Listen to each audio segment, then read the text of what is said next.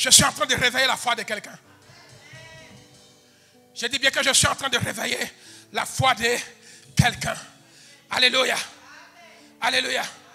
Alors, qu'est-ce qui se passe lorsque nous parlons?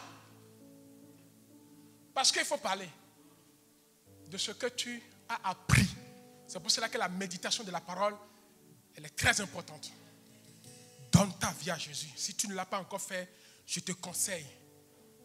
Tu peux être en Christ, mais sans pouvoir. Nous tous, nous connaissons ce qui est écrit dans la Constitution. Mais ce n'est pas à nous de donner l'ordre par rapport à la Constitution. Il faut quelqu'un qui est mandaté. Tu peux connaître ce qui est écrit dans la Bible. Mais si tu n'as pas l'ordre, alléluia, on connaît ce qui est écrit dans cette Constitution. Mais qui a reçu l'ordre? C'est Macron. Il cite l'article, c'est fini. Mais toi, tu peux citer l'article, mais rien ne se passe. Parce que tu n'as pas reçu l'ordre. Lui, c'est pour lui. Mais nous aussi, il faut que nous faisions quelque chose pour que lorsque je cite l'article de la parole, que l'exécution arrive. Alors, qu'est-ce qui se passe quand nous parlons? D'abord, regardons à qui nous ressemblons. Regarde d'abord à qui tu ressembles. La Bible me dit que quand Dieu crée, my God, l'homme ressemble à qui? À Dieu. Dieu nous a créés à la ressemblance, à son image, pour que nous lui ressemblons. Amen. Dieu nous a créés et il a fait en sorte que cette parole, quand je lis au commencement, la parole lui, alléluia, dans les ténèbres n'ont pas reçu. Alléluia. Et à ceux-là qui l'ont reçu, il les a donné le pouvoir de devenir comme un enfant de Dieu. Je vais en revenir là-bas tout doucement. Alléluia. Et il dit que cette lumière, cette parole est la lumière des hommes. La lumière des hommes. Donc quand Dieu t'a créé, il t'a créé pour que tu ressembles à qui? À Dieu. Nous sommes les seuls êtres, écoutez-moi très bien, qui a été créés à la ressemblance de Dieu. Aucun ange ne ressemble à Dieu. Et parmi les anges, nous avons Lucifer. Lucifer ne ressemble pas à Dieu. Mais celui qui ressemble à Dieu, c'est toi et moi. Nous avons été créés à son image. C'est pour cela que la Bible me dit que Lucifer, la Bible me dit que quand il était au trône, il a voulu ressembler à qui? À Dieu. Il a voulu être comme Dieu. Amen. Suivez-moi très bien. Il a voulu être comme Dieu. Aujourd'hui, voilà ce que nous avons de plus que Satan. Or, quand nous avons été créés à l'image de Dieu, l'image de Dieu, alléluia, quelqu'un dit l'image de Dieu. J'ai été créé à l'image de Dieu. Et l'image de Dieu, c'est une autorité. Non, tu n'as pas saisi. L'image de Dieu, c'est une autorité. Quand tu regardes l'image de Dieu, c'est quoi? Ça représente quoi? Prêchons avec moi. Quand tu regardes l'image de Dieu, ça représente quoi? Quand je regarde mon père, c'est l'image de qui? Pasteur Serge. Amen. Alléluia. Donc, quand tu regardes Dieu, c'est l'image de l'autorité. Regarde un peu Macron, même s'il n'est pas là. Il est l'image de quoi? De l'autorité. Mais nous, toi et moi, nous n'avons pas été créés à la ressemblance de Macron. Donc, nous n'avons pas l'autorité de Macron. Amen. Mais quand tu regardes l'image de Dieu, voilà l'autorité que nous avons. Amen. Alléluia. Quand nous regardons, mes bien-aimés, Dieu, voilà l'image que nous avons. Donc l'image de Dieu, c'est une autorité. Donc quand Dieu te crée, quand tu dis tu as été créé à l'image de Dieu, on autrement dit, tu as été créé à l'autorité de Dieu. Donc toi et moi, nous sommes l'autorité de Dieu. Mais Satan n'est pas une autorité de Dieu. Il n'a jamais cette autorité. Il a cherché à ressembler à qui? À Dieu, à devenir comme Dieu. Alléluia. Mais aujourd'hui, toi et moi, nous n'avons pas à chercher à ressembler comme Dieu. Nous le sommes déjà. Non, tu n'as pas compris. Tu ne peux pas te battre pour dire je vais être comme Dieu. C'est l'ignorance. Tu l'es déjà.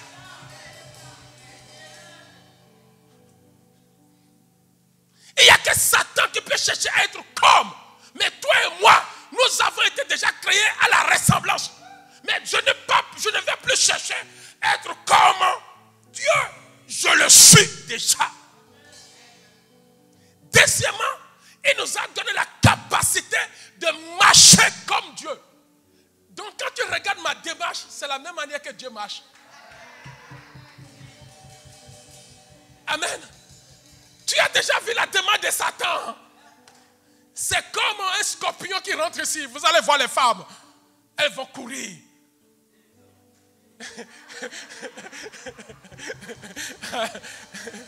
Il y a une araignée qui est en train de descendre là-bas, là. Vous allez voir le cul est perturbé.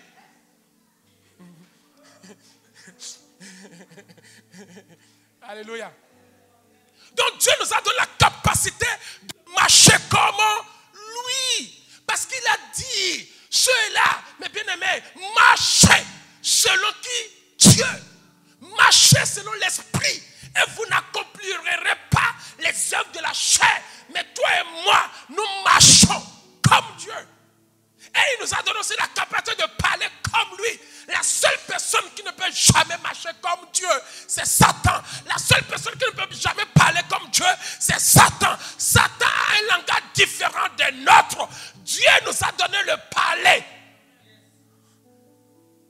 Je peux continuer? Dieu nous a donné le parler. Et ce parler n'est pas le parler de n'importe qui. Et quand je commence à dire ça c'est le parler de Dieu. C'est ta parole. Il m'a donné le parler. Donc j'ai 3 identités de Dieu. Je ne cherche pas à être comme, je le suis déjà. Je ne cherche pas à marcher comme. Il m'a donné le pouvoir de marcher comme lui. De parler comme lui. Hein? D'écrire comme lui. Il a dit, cherchez d'abord. Cherchez à être quoi? Les imitateurs. Voilà ce que je suis. Alléluia. Il a dit, voici le Saint-Esprit est avec vous tous les jours. Amen. Tous les jours. C'est pour cela qu'il est écrit dans Ésaïe 55, verset 11. Ésaïe 55, verset 11. Alléluia. Écoutez ce qui est écrit. Amen. Je suis en train de parler à quelqu'un. Nous allons descendre. Écoutez, la Bible me dit, ainsi en est-il de ma parole qui sort de ma bouche. Elle ne retourne point à moi sans effet, sans avoir exécuté ma volonté et accompli mes desseins. Donc quand Dieu parle, alléluia, quelqu'un dit quand Dieu parle, cette parole ne peut jamais retourner à Dieu sans être exécutée. Toi et moi, nous sommes à l'image de Dieu. Arrivé un moment, quand tu parles, il faut que cette parole, avant de retourner à toi, exécute. Parce que tu es la parole de Dieu. Je suis la parole. Quand je commence à parler, ça doit se réaliser. Alors, le problème de nous les chrétiens, pourquoi quand je parle, cela ne s'accomplisse pas, ne se réalise pas? C'est là où j'aimerais vous amener pour conclure. Amen. Quand Dieu parle, et je suis à la ressemblance de Dieu, ce que Dieu dit, c'est ça que je dis aussi. Alléluia. Mais pourquoi, quand moi je parle, comment faire pour atteindre ce niveau? Pourquoi ma parole qui sort de ma bouche ne se réalise pas? Pourquoi je cite ce verset qui dit que ce n'est pas les maîtrisures que je suis guéri? C'est une citation, n'est-ce pas? Mais pourquoi cette parole ne devient pas le réma en moi? C'est ça la clé que toi et moi nous devons chercher en tant que des enfants de Dieu. Comment faire pour que désormais, parce que toi, moi aussi j'ai un travail à faire et je le fais tous les jours. Toi aussi tu as un travail à faire. Si je viens te dire que tu es puissant, tu vas sauter, là je te trompe. Ça c'est une prédication trompeuse. Alléluia. Tu vas dire alléluia, amen, tu rentres à la maison, tu es toujours la même personne. Pendant 15 ans, tu vas être toujours là en train de tomber, retomber. Or, à quel moment tu vas prendre position? Or, celui qui est au pouvoir ne tombe jamais.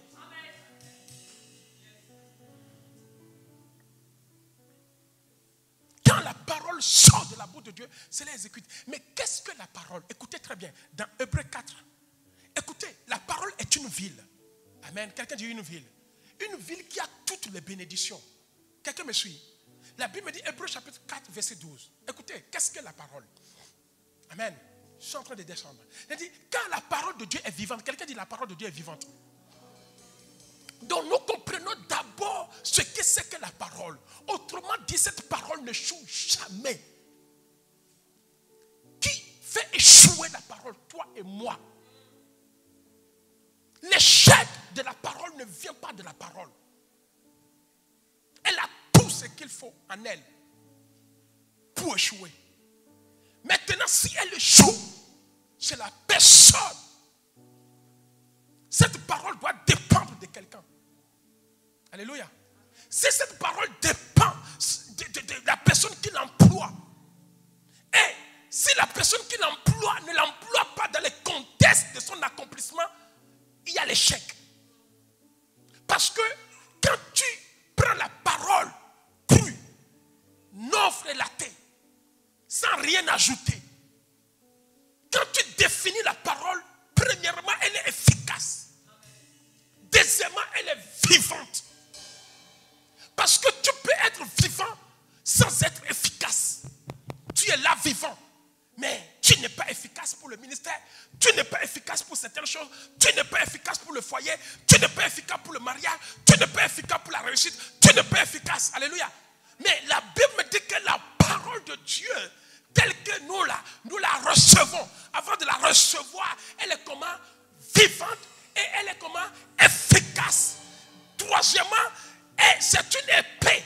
Quatrièmement, elle est bien aiguisée. Cinquièmement, elle est tranchante.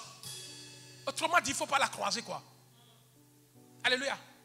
Mais bien aimé, cinquièmement, sixièmement, elle pénètre partout. Il n'y a pas d'obstacle devant cette parole. Si tu commences à transporter cette parole, elle a tellement de l'efficacité en elle. Elle est tellement vivante. Mais pourquoi elle échoue? Cela dépend de la personne qui l'emploie.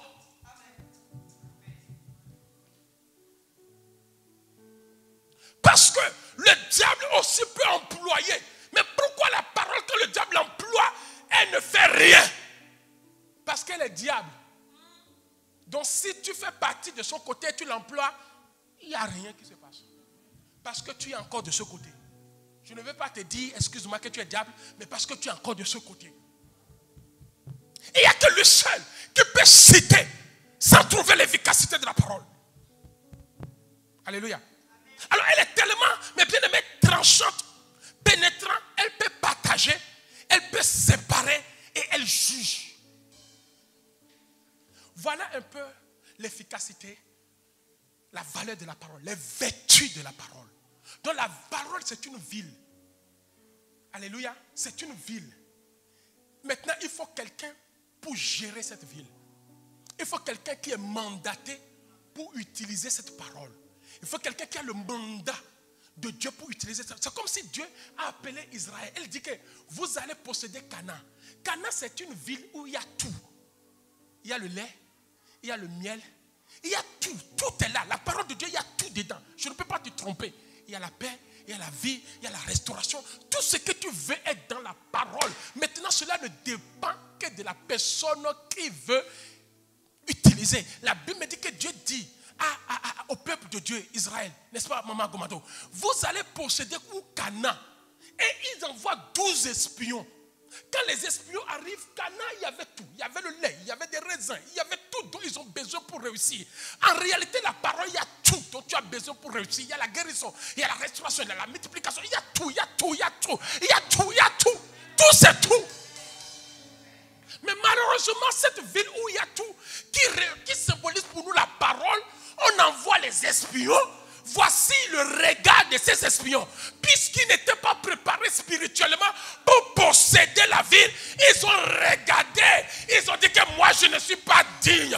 Et c'est comme ça que nous raisonnons. Tu te regardes, tu dis que tu n'es pas digne. Et heureusement que parmi eux, il y avait 2 hommes qui s'appellent Caleb et qui s'appellent Josué. Et qui se sont revêtus de la puissance de Dieu pour dire que là, il y a ma vie. Là, il y a ma restauration. Là, il y a ma paix. Alors, s'il faut que j'aille jusque-là, nous irions. Mais bien aimé, vous êtes ici, vous n'êtes pas prêts à vous convertir. C'est ça qui fait que la parole de Dieu ne se manifeste pas dans votre vie. On a besoin des hommes spirituels comme Josué, comme Caleb, pour posséder la vie, pour posséder la paix, pour sortir de l'esclavage. Mon frère, ma soeur, écoutez-moi bien. Là où tu es tu es dans l'esclavage, tu es dans les problèmes, et on te présente la solution qu'est la parole. Et puis toi-même, tu vois, tu viens une fois tous les 5 mois à l'église. Tu jeûnes une fois quand tu veux. On ne peut pas se moquer de la parole. Hein. La parole fait tout. Elle te rend riche. Vous êtes dans l'esclavage. On vous a dit, il y a un endroit où coule le lait et le miel. Maintenant, vous avez vu que c'est dur. Il y a des gens qui voient que la vie chrétienne est dure. Parce que moi, je ne peux pas. Je ne peux pas sortir de ça. Mais comment, qu'est-ce que tu veux que je te dise? Alléluia. Il faut des hommes comme Caleb, comme Josué, pour posséder. Alléluia. Si tu es là, ta famille est là dans ta vie, les problèmes sont là. Accroche-toi à Dieu et tu verras la différence. La Bible me dit, taisez-vous. Nous avons vécu des souffrances. Et maintenant on nous dit qu'à Cana, il y a notre vie. Il y a notre paix. Et vous dites que nous avons vu que la vie chrétienne elle est trop dure. Venez à l'église tous les dimanches. Jeûnez, priez. Et tout ça, Dieu, donnez la dîme, donnez-le. Il est trop dur. Et beaucoup renoncent et veulent la facilité.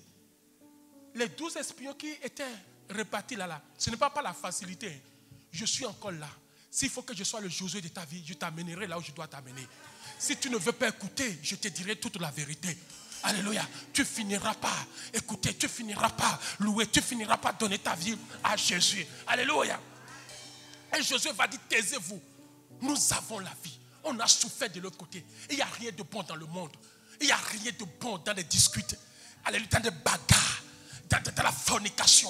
Il n'y a rien dans ces choses-là. Dans le vol. Regardez comment Pharaon nous a maltraités. On nous dit qu'un pays où coule le lait, la parole de Dieu, il y a aussi les principes pour pouvoir le manipuler. Et quand tu n'es pas conforme à ces principes, tu vas renoncer. Mais j'aimerais te dire, ne renonce pas. Et pour terminer, conclure. Parce que je vais faire la continuité le dimanche prochain. Invite quelqu'un pour écouter.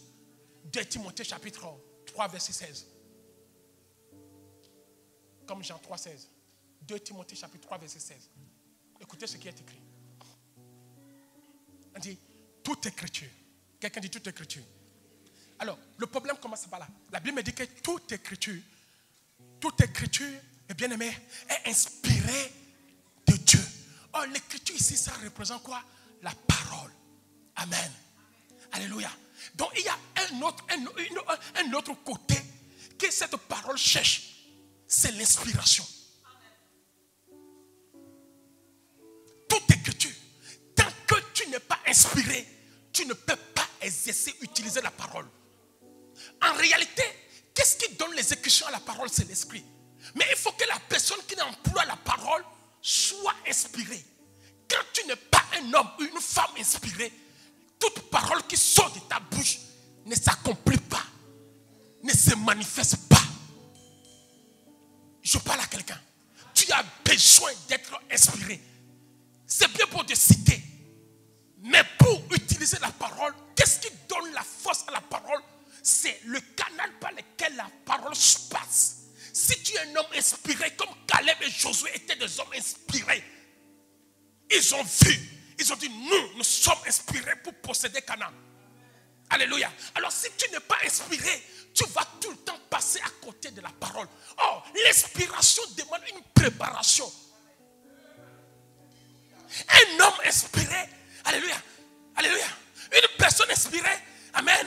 C'est une personne comment? Animée, éclairée, alléluia. C'est une personne qui agit dans le surnaturel. Toute personne inspirée n'est plus dans le naturel.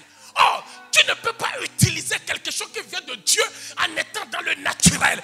Il faut que tu utilises quelque chose qui vient de Dieu en étant dans le surnaturel. En réalité, ce qui donne l'efficacité et la vivacité à la parole, c'est la personne qui l'emploie. Si la personne qui l'emploie est toujours naturelle, il n'y a rien qui se passe.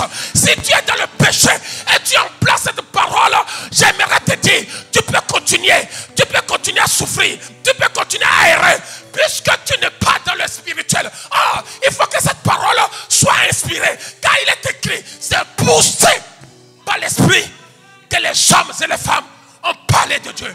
Avant de parler, il faut que tu sois inspiré. chanter, il faut que tu sois inspiré. Avant de faire l'accueil, il faut que tu sois inspiré. Avant de venir s'asseoir ici, il faut que tu sois inspiré. Avant de venir prendre la parole, il faut que tu sois inspiré. Si tu n'es pas un homme inspiré, c'est en vain que tu vas parler. C'est en vain. Tu peux réciter. Moi je ne manque de rien. L'Éternel est mon berger.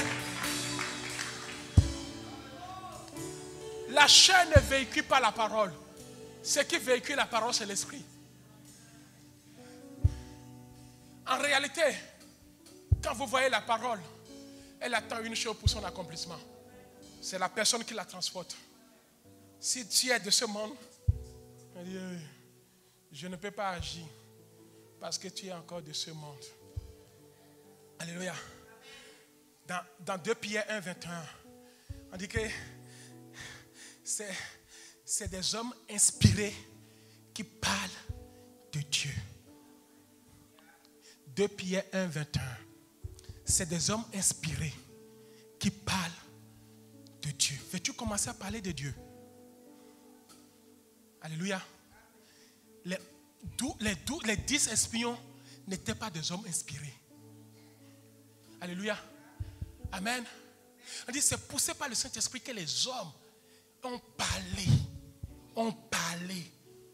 Donc j'aimerais te conseiller, travaille ta spiritualité. Travaille ta sainteté. Travaille ta relation avec Dieu. Comme nous le faisons, sois assidu aux choses de Dieu. Sinon tu vas te lamenter et lamenter. Combien des hommes de Dieu qui sont passés par là? Des grands on en a connu, des renommés on en a connu. La solution n'est pas dans les renommés que vous avez vus là. Il y a des hommes de Dieu qui sont passés dans mon ministère. Des grands renommés. Que au temps normal, vous ne pouvez pas. Mais le problème n'est pas dans ces grands renommés. Le problème est en toi. La solution c'est en toi. C'est ton inspiration. Quand tu veux parler, c'est sous quelle inspiration? Satan ou de l'esprit? Que Dieu bénisse son peuple. Est-ce qu'on peut se lever?